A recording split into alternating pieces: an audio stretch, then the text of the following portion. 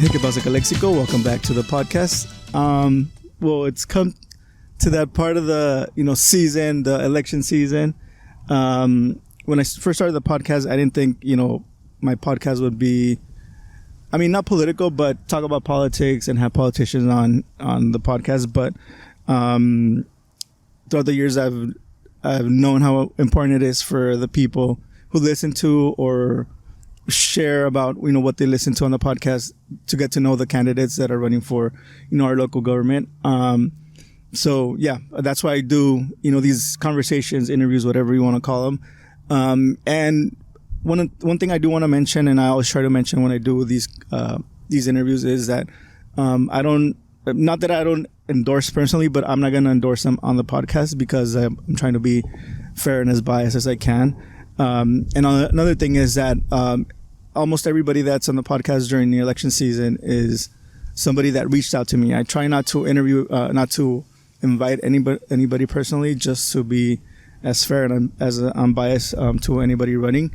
But yeah, if you want to be on the podcast and talk about your campaign, talk about the things that you want to focus on as a candidate, make sure you email me at quepasacalexico@gmail.com or send me a message through Instagram or Facebook, and I'll get back to you as soon as I can. But yeah, my guest today is a returning guest. She was here a while back, pre-pandemic, when I used to record my episodes at Golden Dragon. I think back then you were running for school district, the high school district, right, in El Centro? Yes. So my guest today is Diahna Garcia-Ruiz, who's running for IAD District 2. Board of Supervisors. Sorry, yeah. Board of Supervisors District 2, yeah. No, I was thinking of Mr. Pacheco, but yeah, Board of Supervisors. Diahna, thank you for coming back on the podcast. Oh, thank you for having me back. Again, before we get into your campaign and the things you want to focus on, tell us a little bit about yourself. Well, I've been I was born and raised in Heber. I've been married for 29 years to a guy from East Side El Centro who now calls himself a Heberian. Heberian. That's what we call each other, Heberians.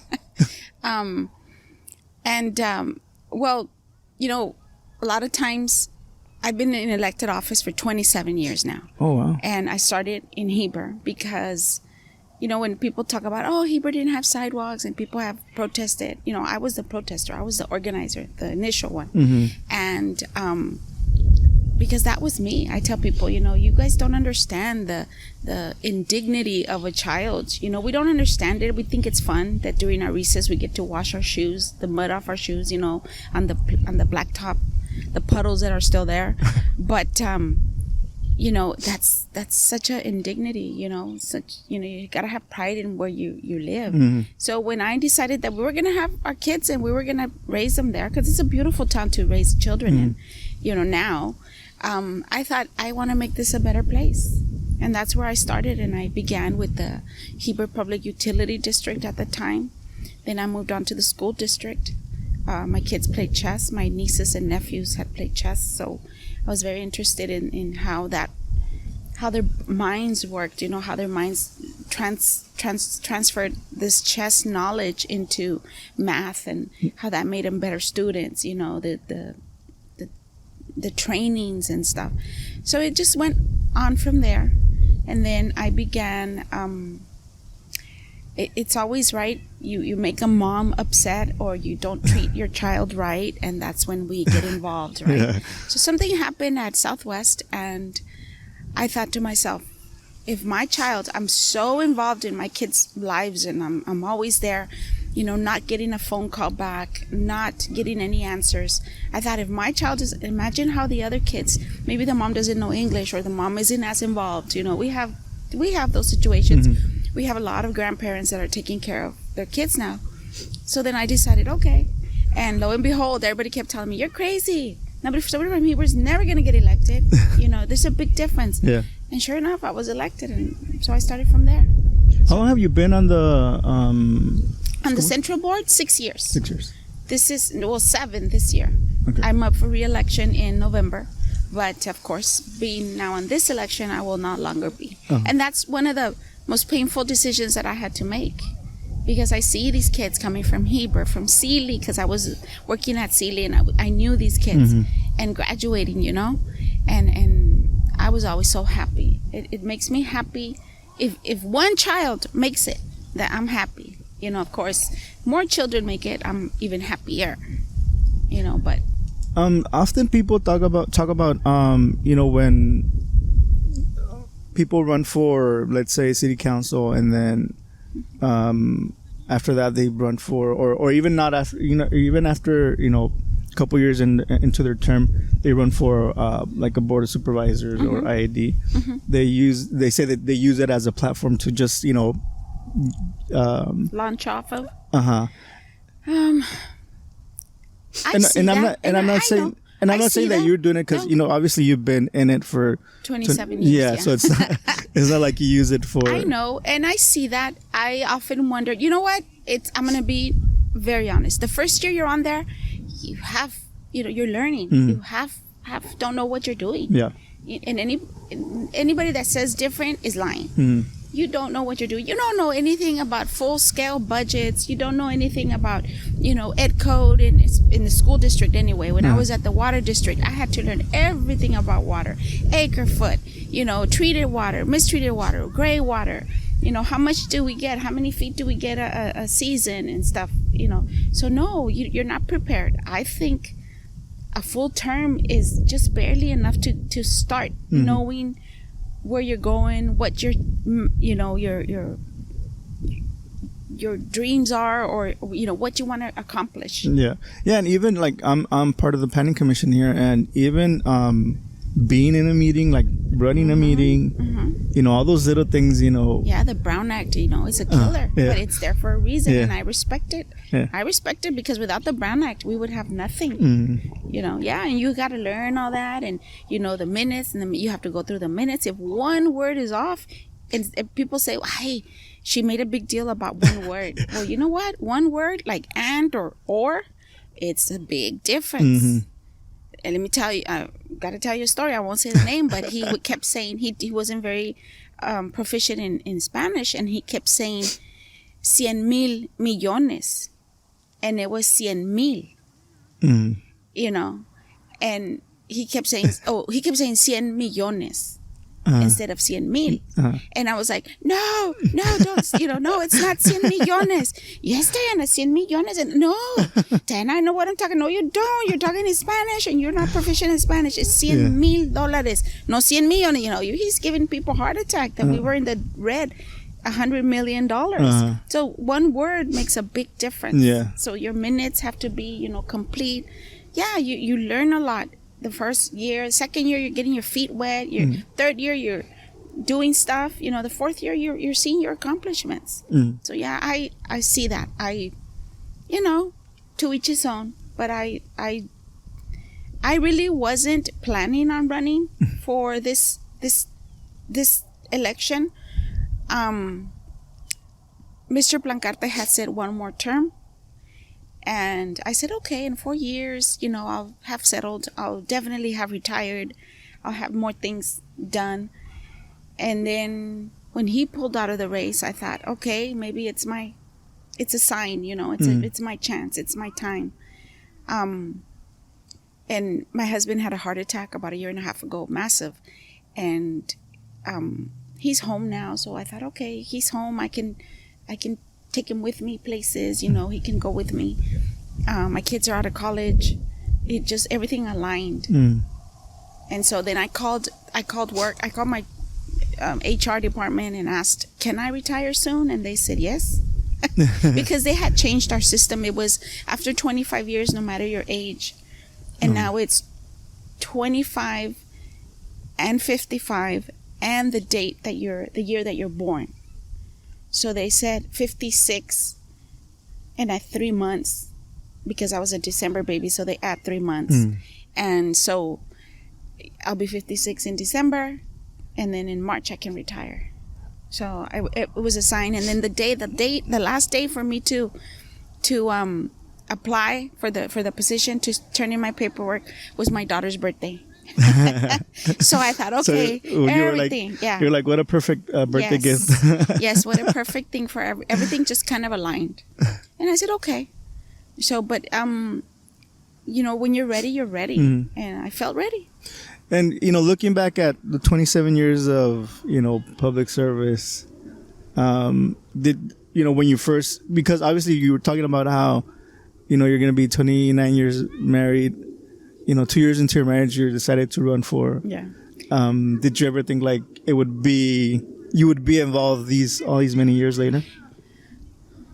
You know what? I never thought about that. I never thought about, is this the end for me? I didn't. It didn't.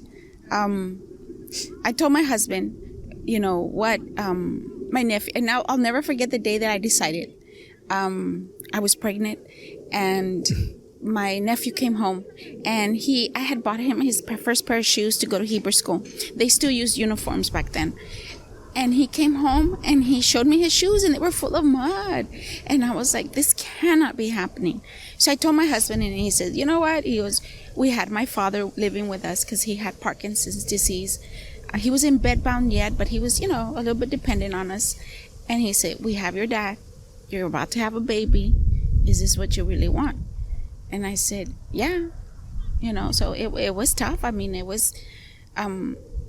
I was brought up, and I know that the feminist in me and the feminist around me and what I try to instill in my daughter, you know, to be equals and stuff. But I was brought up that you had a good home, you had dinner, and that was one thing that I promised my husband, that we would always have dinner.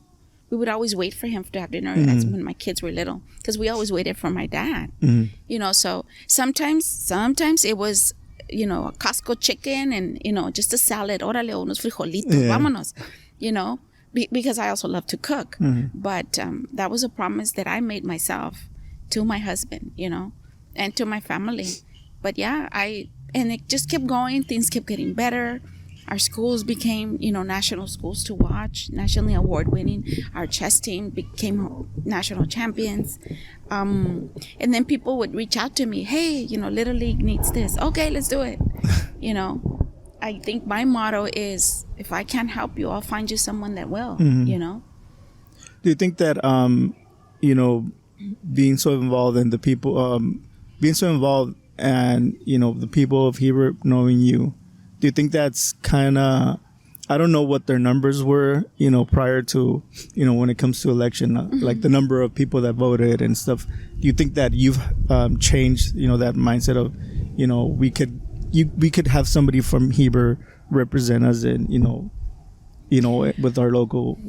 I think so. I think me being elected to the Central Union High School District, people were like, I mean, I remember when I won my election and I went to church, people were treating me like royalty, you know, like, wow, mija, you know, you did it. No, we did it, you know, because it's always we. It's mm-hmm. always we. Don't ever think that a candidate is there by themselves. Mm-hmm.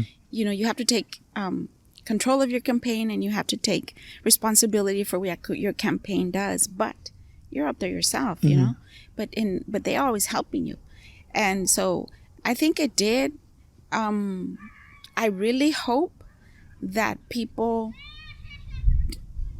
transferred that trust from Heber to Central, and now they will transfer it to the county, because that's what I take with me, is the honor of serving them. Mm-hmm. You know, obviously you're from Heber and you worked in Sealy, so you know that both of those communities a little bit. I worked in Ocotillo too. In Ocotillo. It's very long. That's my first postmaster job. Oh, really? Was in Ocotillo. So and there's difference. There's mm-hmm. night and day difference. You have to separate each one because each one has different needs, mm-hmm. you know. And I think that a lot of people tell me, well, you seem to work for the people. Well, it's because that's who always asked me for help, mm-hmm. you know. And it's a different genre, you know, when you get up there and but people seem to forget that these elected officials that we meet, you know, like our congressman right now, Dr. Raul Ruiz, he's one of us, you mm-hmm. know. He came from Coachella, from you know, a trailer. Yeah. Like the rest of it, you know, it's how you work and how you get up there Mm-hmm. that really matters. You know, and then you have people that, you know, have elections given to them by the money that they have. Mm-hmm. You know, and hopefully they learn that we can work together. Yeah. And you know, going back to you know, knowing these smaller communities, and you know, obviously you want to advocate for them, but how do you make sure that everybody's like kind of getting the not an equal, because obviously there's more people that are going to need more than others, but how do you make, you know, all of your constituents, not only in these smaller communities, know that, you know, it's not only about, you know, the smaller communities, but you're also making sure that everybody is you know, getting a you know, Their fair share. And I think that's where the word that, you know, equity, it has to be equal among us. Right now there is no such thing as smaller communities needing more. You know, El Centro, we need more. We need a hospital, right? Mm-hmm. And there's a lot of things that I see. I see potholes everywhere. Yeah. I see infrastructure, just like Heber, Sealy, or Cotillo, which I don't represent Sealy, but Sealy will always be in my heart. Always. Oh, they treated me so good. I was there 18 years and I loved it. So I see the same things, the same needs everywhere, just on a larger scale. You know, maybe El Centro hides it a little more.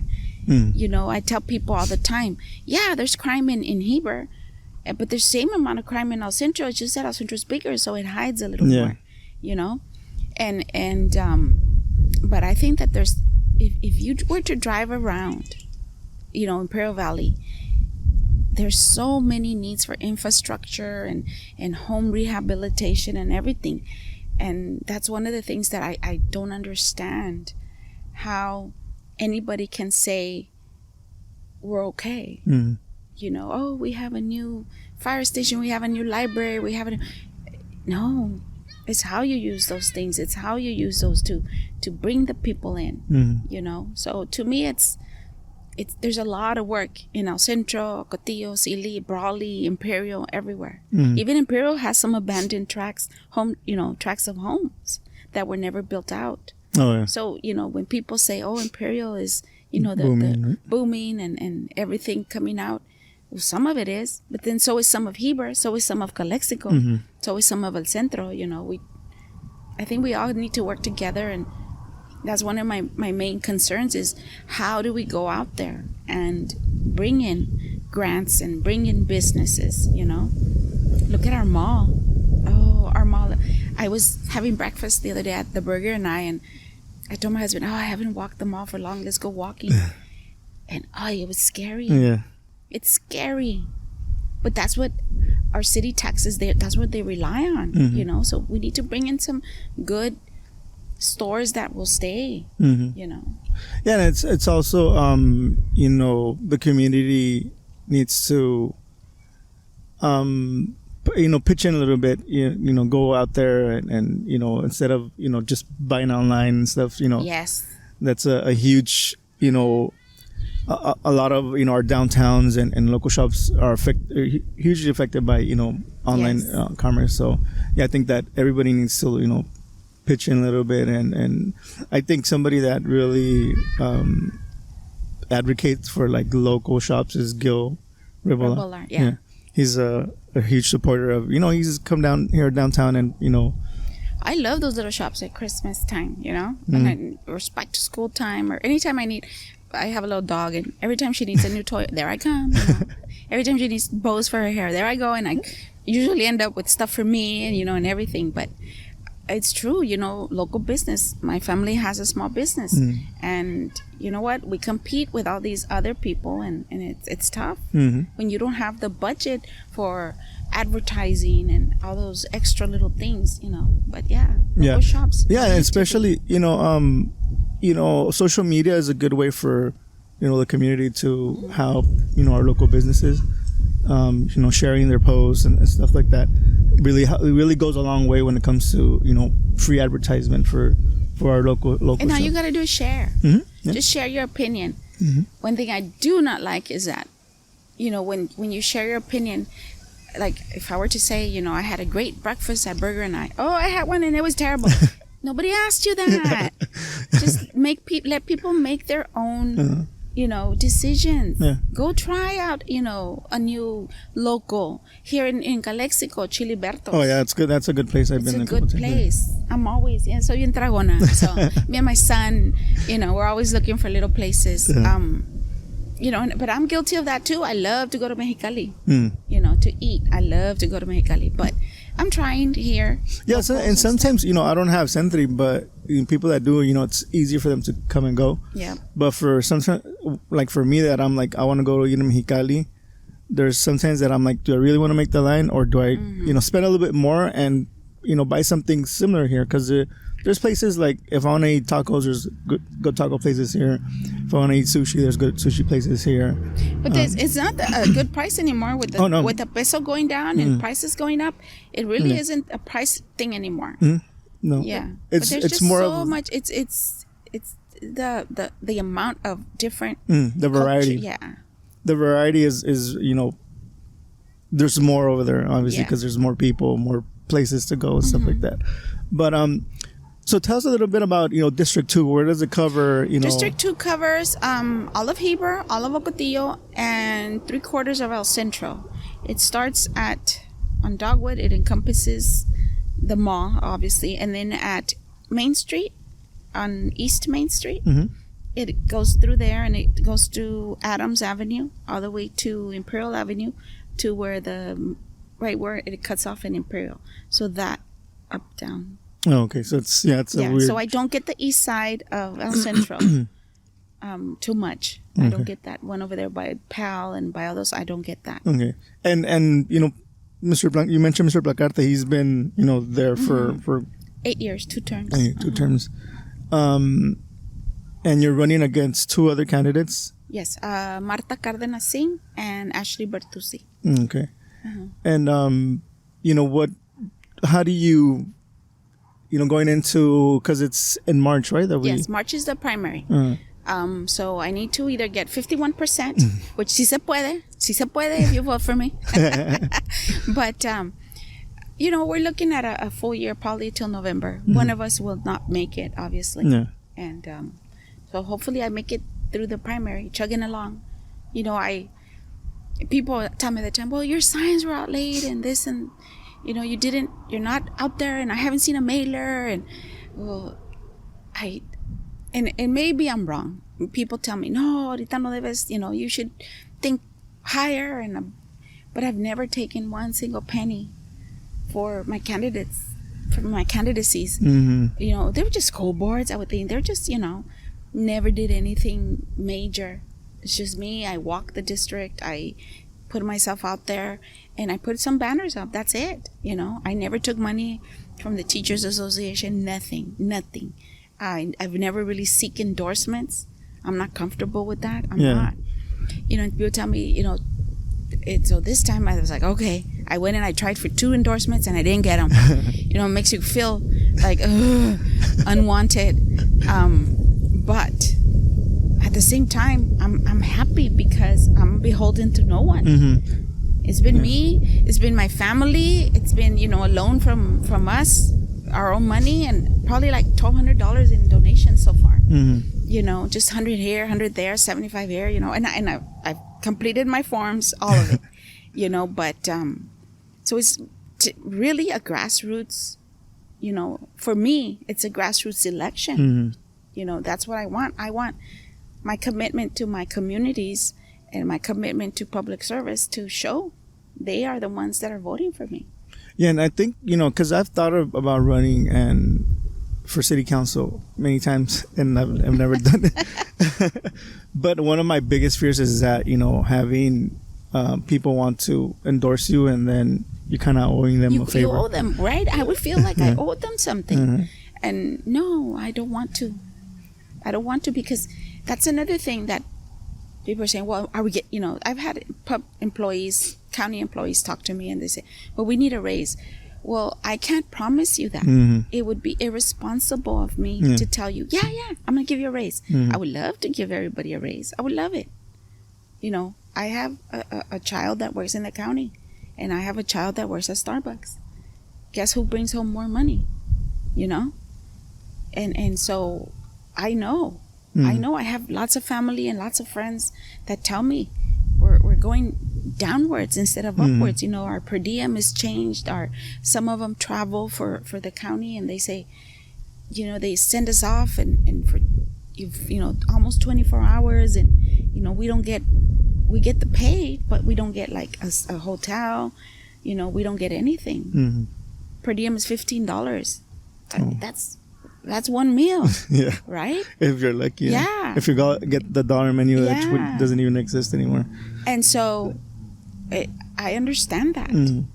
But can I promise you a raise? No, I cannot. So, and I would not. I've never made an empty promise. I remember, and I still remember, Señora Macías would always tell me, ay, mija, no me quiero morir antes de que vea aquí las banquetas. Well, you know, and she wrote me a letter one day, you know, little old lady. She would leave it to me at the post office. And then one day I read it to Caltrans.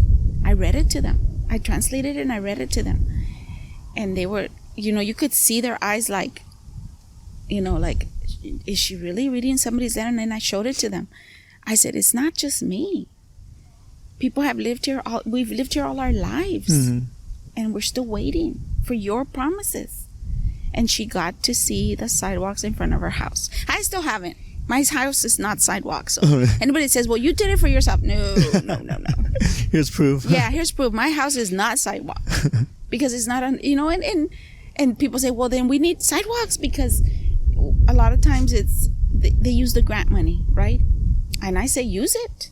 Use it. Don't abuse it, but use it. You know, because that's gotten us, you know, probably all of our sidewalks on safe routes to school.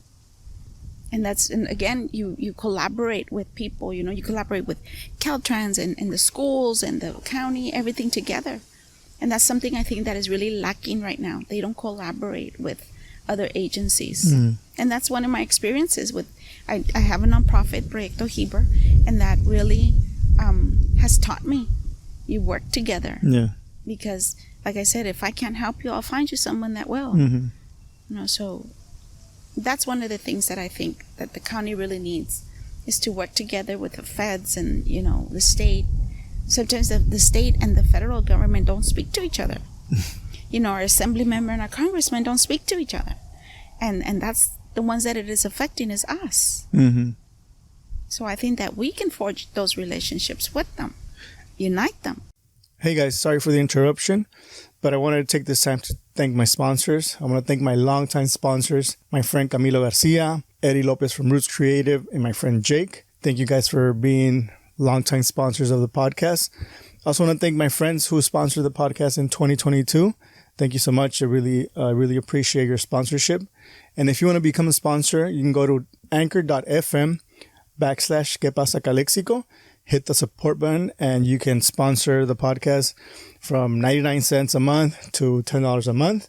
It really helps me a lot to make this podcast better, sound better, look better, and reach out more people by promoting the podcast in social media and other websites. So if you want to become a sponsor, make sure to go to my Anchor page, and I'll leave a link in the description of the show. So thank you so much. And now back to the show.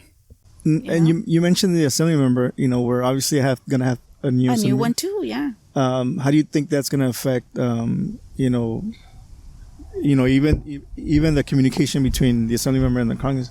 How do you see that affecting in positive or negative, or, you know? Well, it's like in a home. If your parents don't speak to each other, how does that make the children feel? You know, and it's the same thing here.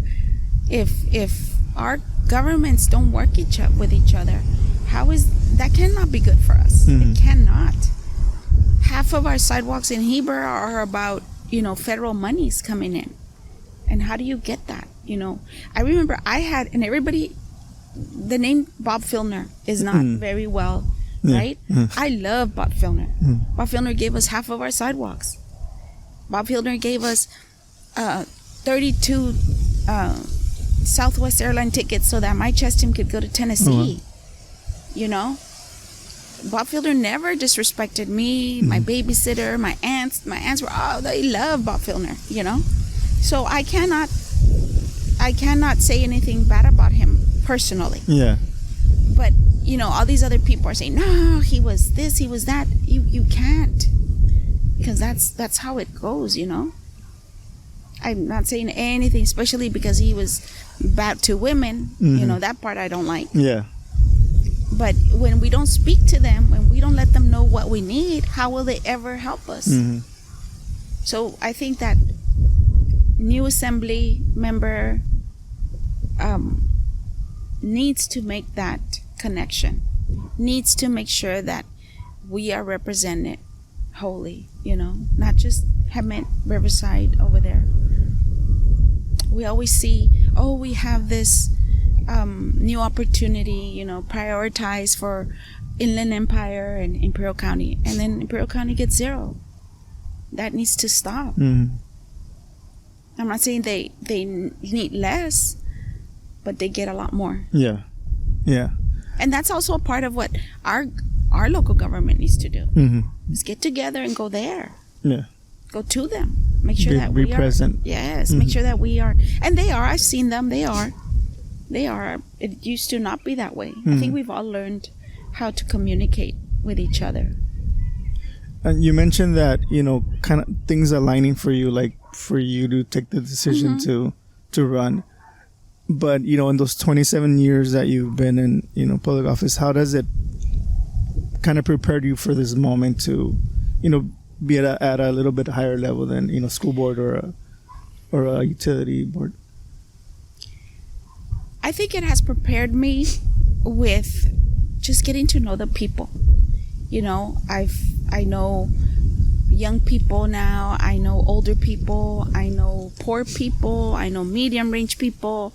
You know, I've met, like I said, the congressman. I was this close to meeting the president. I surprised Nancy Pelosi with a selfie. That was crazy, and it was fun. Just close to getting arrested in the Capitol building, but hey. But I've learned all that, you know, and it prepares you. And like I said, I used to do water. I love everything about water. At one point, I remember I ran for and got the position of the Sun Community Federal Credit Union to be on the board of directors. But I was like, you know, I was that nerd that studied the dollar bill, and I knew that the I was from the, you know, the Illuminati and all this stuff, you know. So that's what I was thinking more. But once you get there, like I said, the first year, man, you're stopped in your tracks.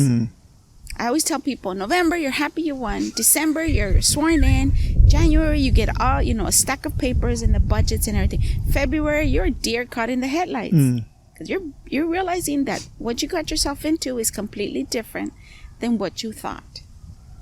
But it's how you use it, how you train yourself.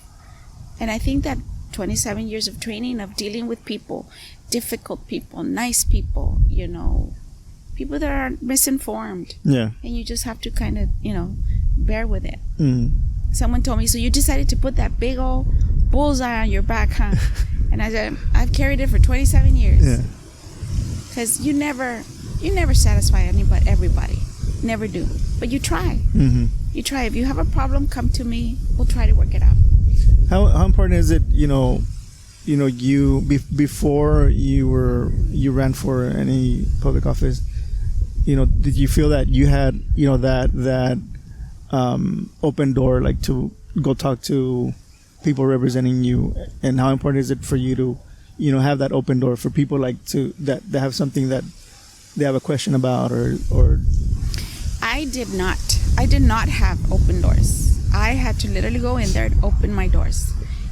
I remember talking to a supervisor and telling them, you know what, look at our kids, our elderly, they have one store and the post office, and they sit across each other on the street. That street has no stop, so people run, drive through it, and they would tell me, oh, no, that there's no money, and close the door in my face. And I went out and I got all the little ladies from the church, and we did a protest. I'll never forget the day that I told them, okay, we're on a state highway, so we might get arrested, okay? So, because our main street is a state highway, and I said, we're on a state highway, we might get arrested. So if they start arresting me, I'm going to tell them, take me, you guys go home. And I think it was 17 viejitas. No, let them take us all. They can't take us all. And I was like, okay, stuff like that. But that protest was covered by the media. People were honking, and everything. And that was really what opened my door to go to the county representative at the time, Larry Grogan. And because he would tell me, well, you didn't help my campaign. He would tell me right straight out. When I was running, you were on the other candidate's side, and you never told me you needed this, so I never budgeted for you. Well, that's not enough for me. So I opened my own doors to that. But now, and we fought with county planning, we fought with, public works, we fought with all of them. Don't tell me no, just straight out. Yeah. Explain to me why not, and let's try to make this work. And now I have wonderful relationships with all of them. I think that mutual respect was earned. And that's something that we really have to work on, is mutual respect with everybody. Yeah, I think that's, in the last couple of years, that's a big issue when it comes to like politics in general. Like, people take things really personal, and they get. And you can't. I sat on boards where, we would drag out fight, in stuff, and then we see each other at church. Hey, ¿cómo estás? You have to. Yeah. You have to, especially like us in Heber. Those were some were my colleagues, and everything. And then you see them at church. I have to, deliver their mail, and stuff. So we go from that. How many positions are up for election for the 3 for the Board of Supervisors? 3. 3. 2, 3, and 4. Okay. And so there's the possibility. There's definitely two board members will be new. 2 are retiring from their position. Oh, okay. So there's a possibility of 3, definitely 2 new board members. How do you think that's going to change the dynamic of the current board? Because that it could be a whole different, basically a whole different board, just 2 new board members, 2 current. Yeah, 2 current. It could possibly be the 3. I hope that the dynamic is a little bit more empathetic, with staff, with us as the residents that really elect them.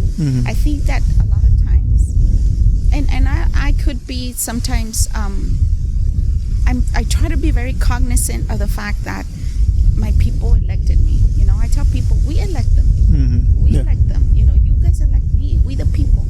And we tend to forget that sometimes.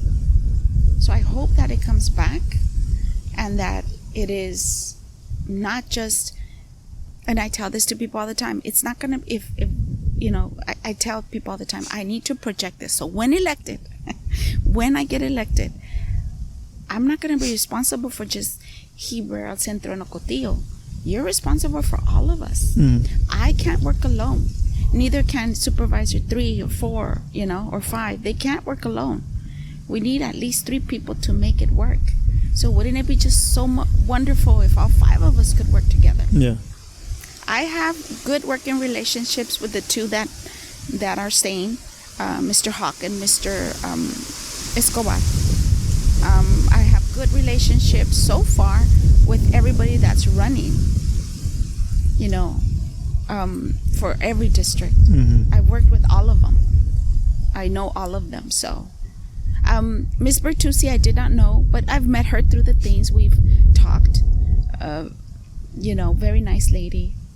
We've essentially become friends. Yeah. I mean, listening to you speak, even the first time we met, you're somebody that's very kind. Thank you. Really soft-spoken. Do you think that people might, see that as kind of like a weakness, or somebody that's not, ready or able to kind of, go up there and go to this federal, to the state too? Anybody that has seen me upset or working, I had a lady once tell me from Calexico. She told me, you should have been a bulldog. You should have been a Calexican because you're a little bulldog. I thought, okay. Is that good or bad? Yeah. Let me tell you a story. When we went to the Capitol, and I told you we almost got arrested.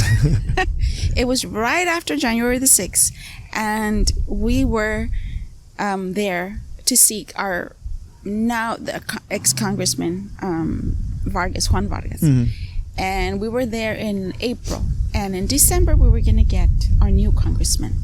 We had met Dr. Ruiz here like maybe 2 weeks before, so we kind of knew who was going to be our new congressman and everything. So we get there and they said, well, only 12 people can show up, and there's 13 of you. So we decided to move you and Mr. Eric Rodriguez, who sat on me with the Central Union High School Board. We were advocating back then. We were doing our legislative action with the school board.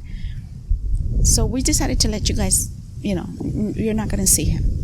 I said, well, wait a minute. He's still my congressman.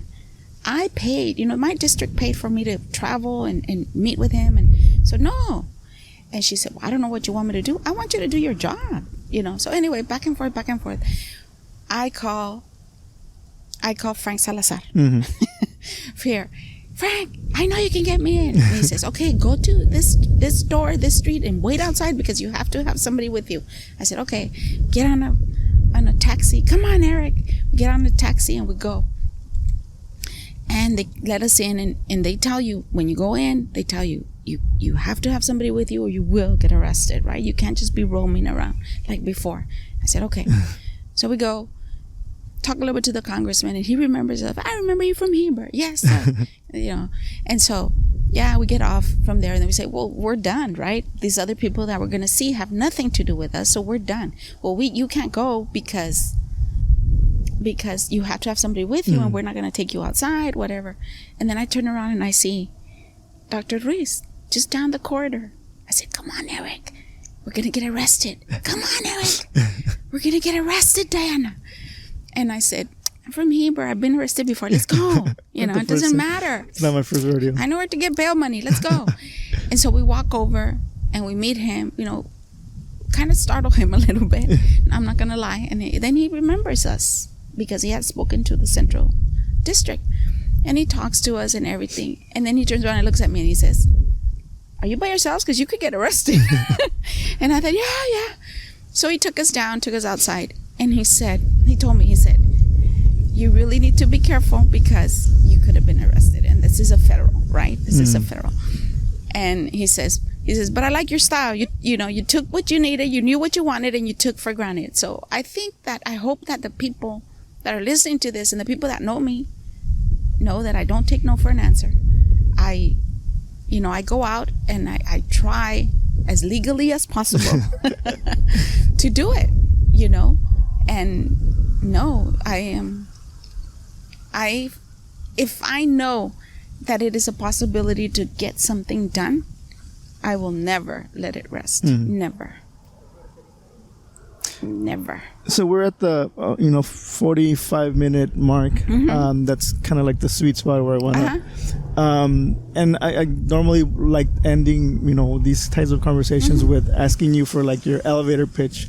Somebody that you meet in an elevator, what would be your elevator pitch to have them consider you as their candidate?